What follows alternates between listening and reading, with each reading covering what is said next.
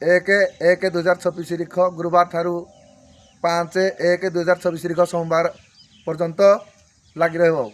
ପୂଜା ହେବ, କଳସ ଯାତ୍ରା ହେବ, ହୋମ ଯଜ୍ଞ ହେବ। ତେଣୁକରି 5 ଦିନ ପାଇଁ ଆପଣମାନେ ସମସ୍ତେ ଆସନ୍ତୁ। ସମସ୍ତଙ୍କୁ ନିମନ୍ତ୍ରଣ। ଜୟ ମା ସାତଭଉଣୀ। ଜୟ ମା ସାତଭଉଣୀ। ଆସନ୍ତୁ ମାଙ୍କ ଦର୍ଶନ କରିବା। ଅନୁଗୁଳ ଜିଲ୍ଲା ରନ୍ତଲେଇ ଗ୍ରାମରେ ମା ବିରାଜମାନ କରିଛନ୍ତି। ଓମ୍ ମା ସାତଭଉଣୀ ବାରଡାଙ୍ଗୁଆ ଠାକୁରଙ୍କ ଷଷ୍ଠତମ ବିଗ୍ରହ ଜନ୍ମ ପ୍ରତିଷ୍ଠା ଦିବସ। ଆପଣମାନଙ୍କୁ ସମସ୍ତଙ୍କୁ ନିମନ୍ତ୍ରଣ। ସମସ୍ତେ ଆସନ୍ତୁ, ମାଙ୍କ ଦର୍ଶନ କରି ଆଶୀର୍ବାଦ ଲାଭ କରନ୍ତୁ। ଆଉ 5 ଦିନ ଯାକ କାର୍ଯ୍ୟସୂଚୀ କେଉଁଦିନ କ'ଣ ହେବ ମୁଁ ଜଣାଇ ଦେଉଛି ଆପଣମାନଙ୍କୁ।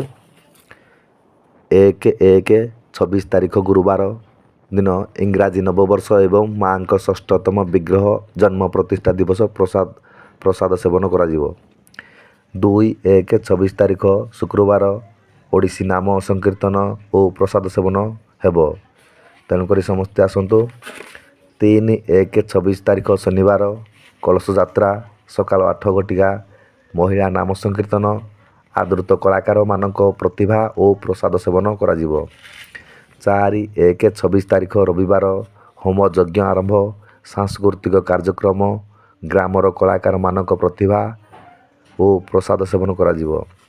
5/1/2026 ତାରିଖ ସୋମବାର ପୂର୍ଣ୍ଣାହୁତି ଦିନ 1 ଘଟିକା ସାଂସ୍କୃତିକ କାର୍ଯ୍ୟକ୍ରମ ଦିନ 2 ଘଟିକାରୁ ସମ୍ବର୍ଦ୍ଧନା ସଭା ଓ କୁନି କଳାକାରମାନଙ୍କ ସାଂସ୍କୃତିକ କାର୍ଯ୍ୟକ୍ରମ ଓ ପ୍ରସାଦ ସେବନ କରାଯିବ।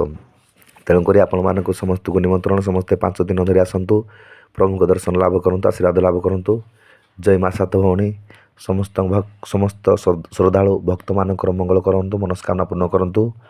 ପ୍ରଭୁ ଏମିତି ସବୁ ଭକ୍ତକୁ ଘଣ୍ଟ ଘୋଡ଼ି ରଖିଥାନ୍ତୁ। ଜୟ ମା ସାତଭଉଣୀ। ଆପଣମାନେ ସମସ୍ତେ ଆସନ୍ତୁ, ମାଙ୍କ ଦର୍ଶନ କରନ୍ତୁ, ମାଙ୍କ ଆଶୀର୍ବାଦ ଲାଭ କରନ୍ତୁ। ଜୟ ମା ସାତଭଉଣୀ। ଦେଖନ୍ତୁ ମନ୍ଦିରରେ ମାଙ୍କ ଦର୍ଶନ କରି ଆଶୀର୍ବାଦ ପାଆନ୍ତୁ। ଓମ୍ କାଳି କାଳି କାଳିକେ ପାପାହାରିଣୀ ବରାଭିପତି ଦେବୀ ନାରାୟଣୀ ନମସ୍ତୁତେ।